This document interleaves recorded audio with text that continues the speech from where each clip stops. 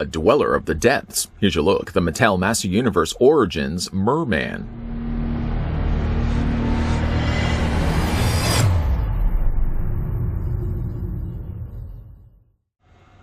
Modernizing and celebrating the original 80s Master Universe action figures, Master Universe Origins gives you the power to pose Eternia's greatest heroes as retro-style figures or in the new action-packed battle positions.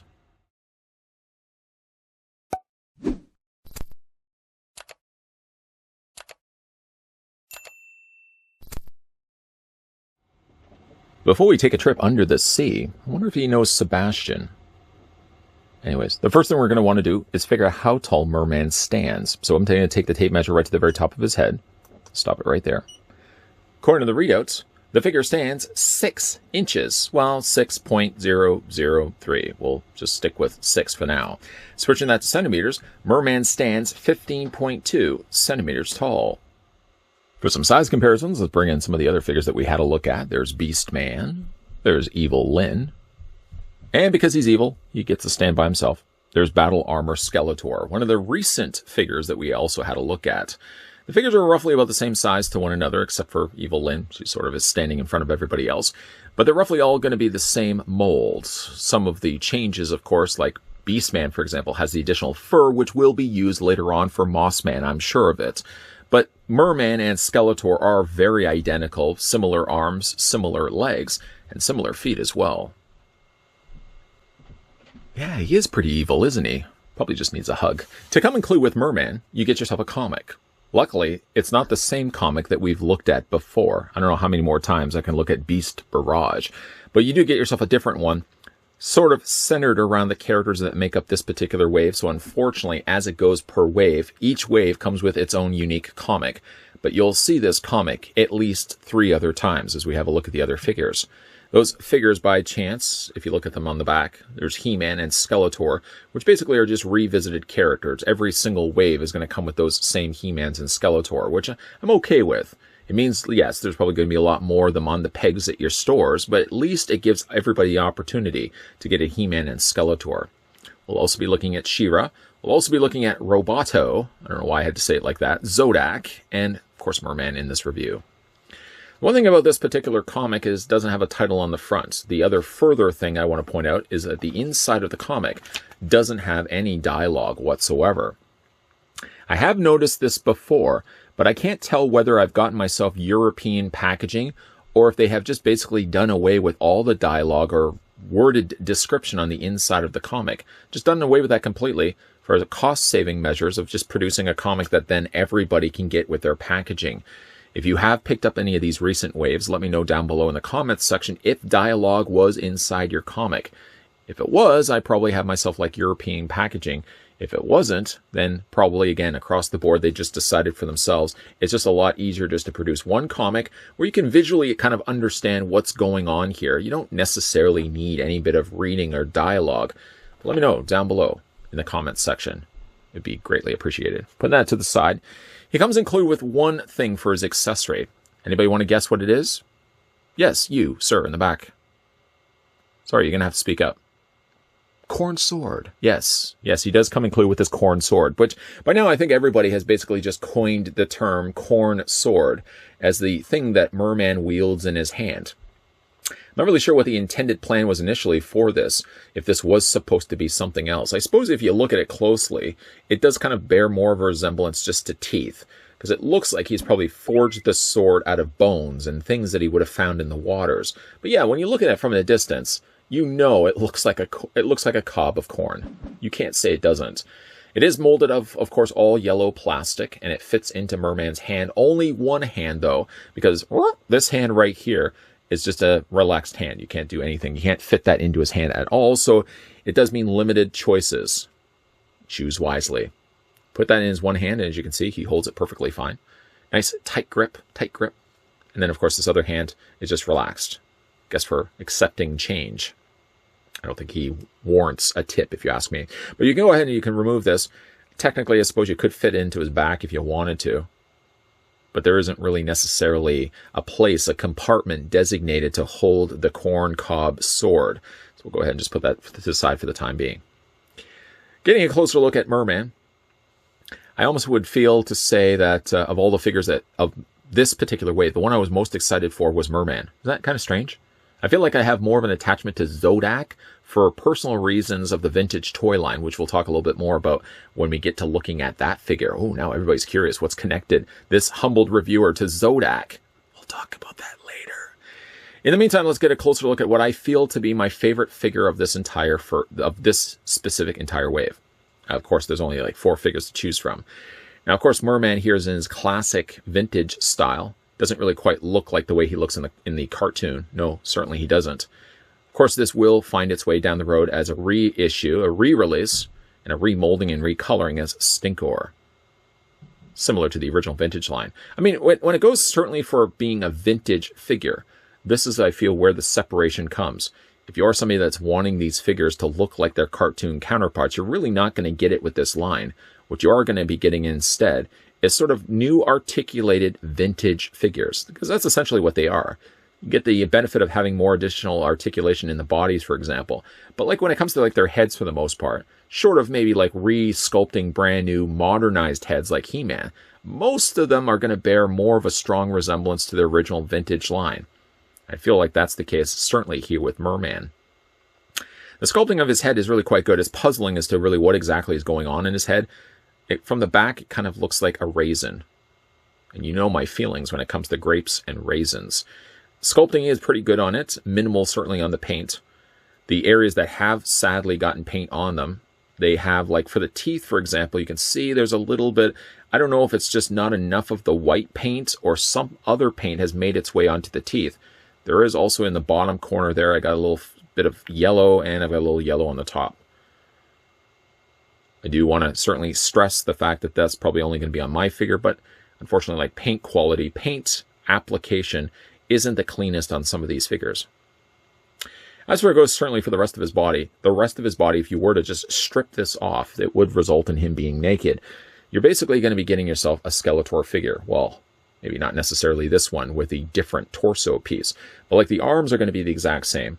The legs and the lower fur underoos are also going to be the same. Of course, yeah, the torso is going to be the same if this wasn't the case.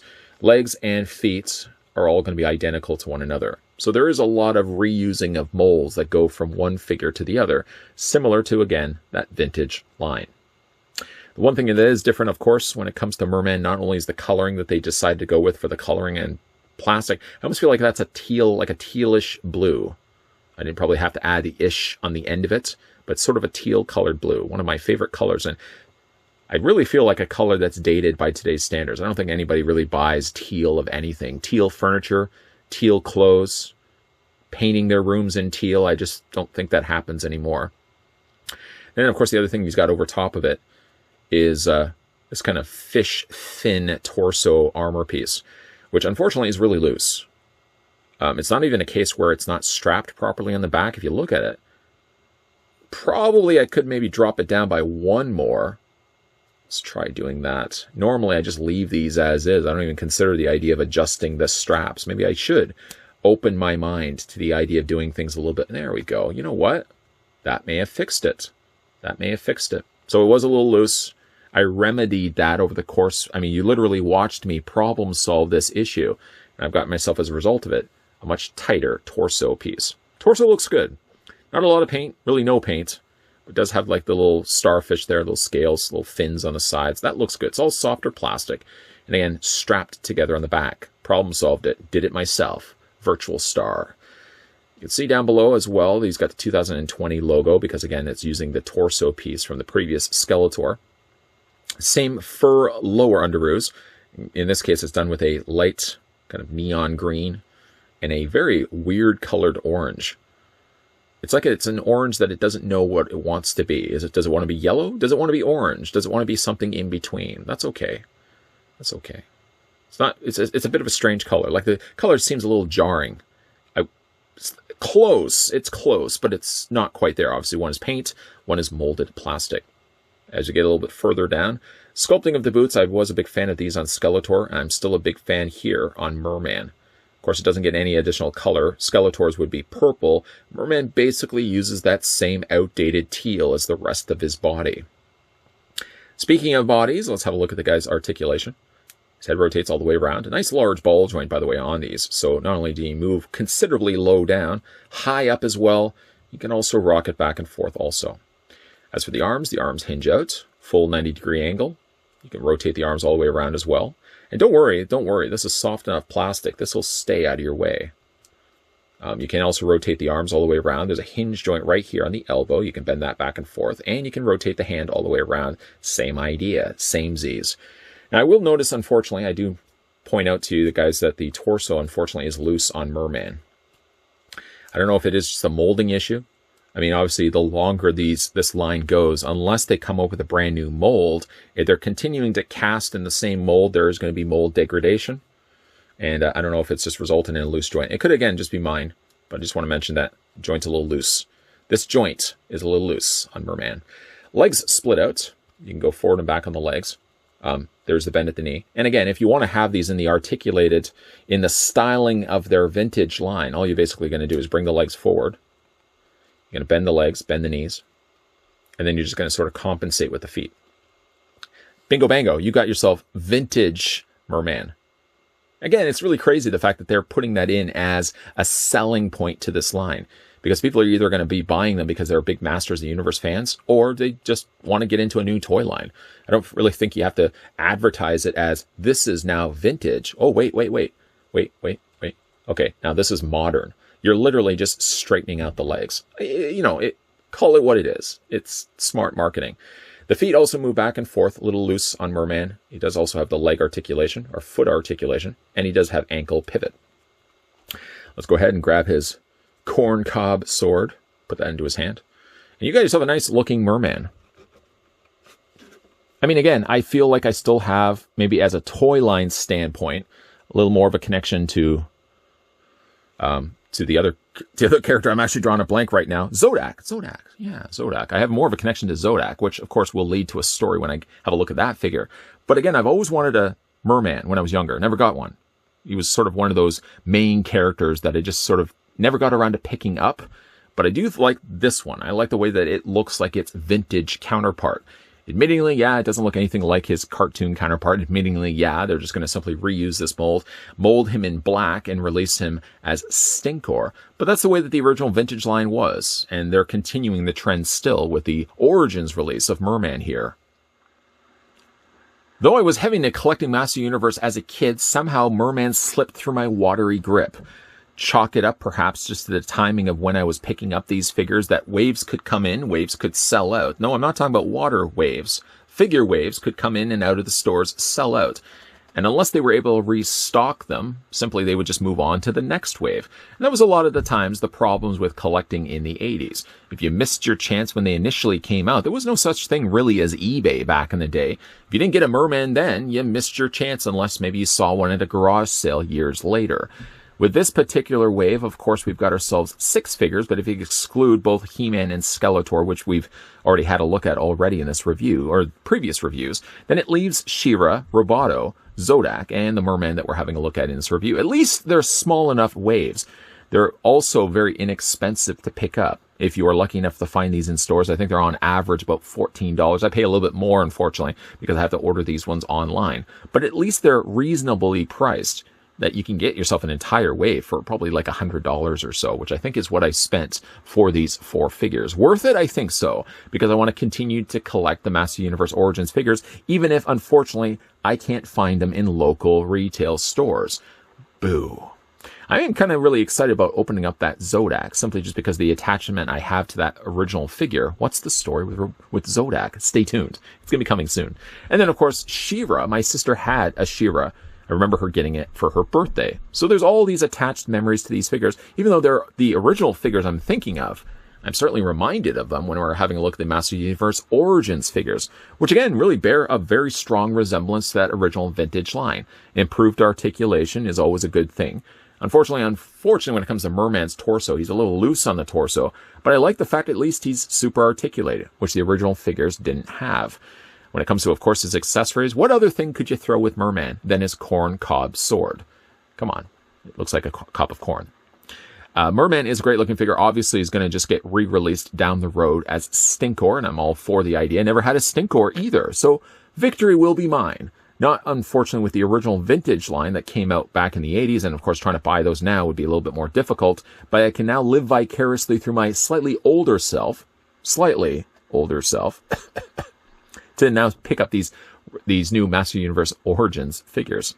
I like the look of Merman. I like the coloring of them as well. I don't know if anybody would even use this color anymore. Does anybody use teal? That's a good question to ask. Does anybody use teal anymore? Somebody's going to say, I've painted my entire house in teal. I'm so sorry. I'm just kind of back away slowly on that one. But let me know what you guys think down below of Merman in the comments section, whether you originally had the vintage Merman growing up, or if you were lucky enough to pick up the Merman now as part of the Masters of the Universe Origins line. And maybe just let me know. Have you painted anything in your house teal in like the last 35 years? I hope not. I'm sure there's somebody out there. If you are new to this channel, you're enjoying all the content you're seeing, you like teal. I mean, I used to love teal when I was a kid. I had a couple of teal jackets, in fact. Make sure you hit that subscribe button down below, turn the bell notification on, and yeah, come back to this channel. Because even though we've wrapped up review, packed up shop, and leaving for the day on Merman, still going to be having a look at She-Ra, still going to be looking at Roboto, and we're going to be looking at Zodak. Story will follow. As always, guys, thanks for watching as you always do, and I'll see you guys next time.